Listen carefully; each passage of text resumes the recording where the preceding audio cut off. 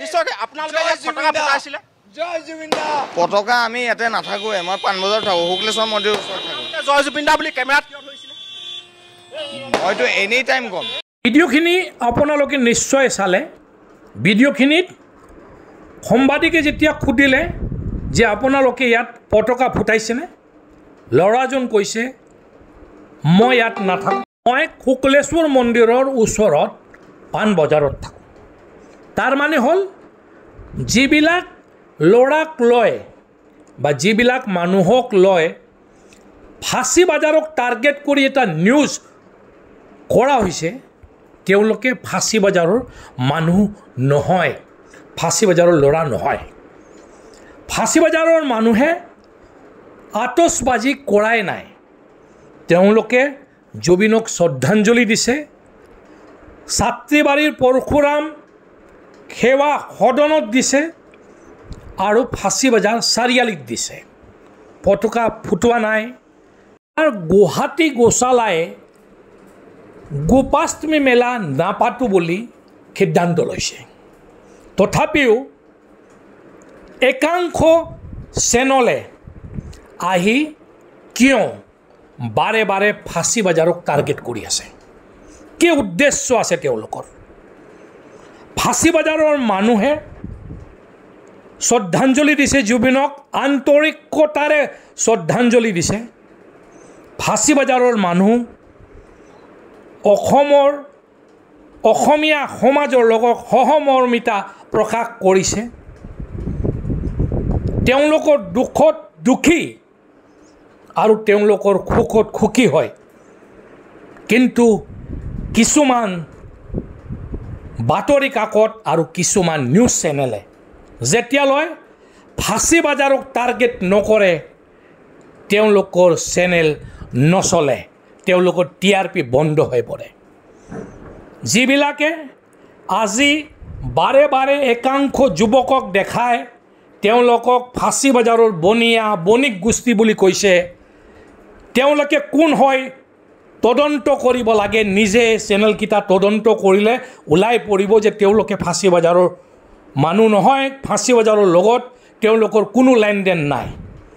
কোনে তেওঁলোকক তাত প্লান্ট কৰিছে আৰু কোনে ফাঁচী বজাৰৰ এগেইনষ্টত ষড়যন্ত্ৰ কৰিছে এই কথাখিনি নিজে নিজে ওলাই পৰিব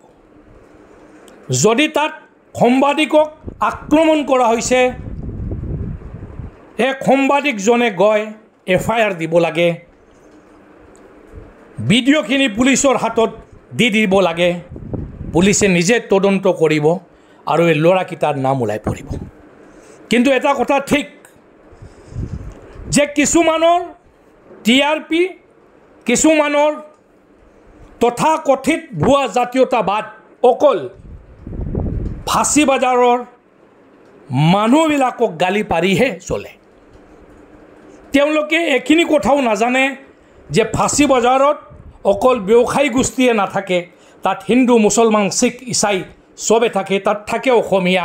বঙালী চবে থাকে ফাঁচী বজাৰত শ্ৰমিক থাকে ফাঁচী বজাৰত চাকৰিয়াল থাকে যিবিলাক মানুহ চাকৰি কৰে ফাঁচী বজাৰত এতিয়া বিজনেছ আছে ক'ত এটা ষড়যন্ত্ৰ ৰচনা কৰি ফাঁচী বজাৰৰ বিজনেছক নষ্ট কৰি দিয়া হৈছে তথাপিও বাৰে বাৰে ফাঁচী বজাৰ কয় ফাঁচী বজাৰক টাৰ্গেট কৰা হয় এনে নেগেটিভ পৰিৱেশ কোনে সৃষ্টি কৰিব বিচাৰে কোনে গোষ্ঠীগত সংঘৰ্ষ লগাব বিচাৰে অসমত এইবিলাক কথা ৰাইজে জনা দৰকাৰ আছে আৰু ৰাইজে সতৰ্ক আৰু সাৱধান হোৱাৰ প্ৰয়োজন আছে যিবিলাক বাতৰি কাকত বা নিউজ চেনেলে ফাঁচী বজাৰত গৈ আতচবাজি দেখাবলৈ চেষ্টা কৰিছে কিছুমান বাহিৰৰ মানুহ আহি যে ফাঁচী বজাৰত পতাকা ফুটাবলৈ চেষ্টা কৰিছে তেওঁলোকক দেখাবলৈ চেষ্টা কৰিছে তেওঁলোকে জোৰত যাওক তাতে কোনোবা এজন পৰাগ শৰ্মা বুলি মানুহজন কৈছে যে 90% অসমীয়া বসতি অঞ্চলত কোনে পতাকা ফুটাইছে জালুকবাৰী আদাবাৰীত আহক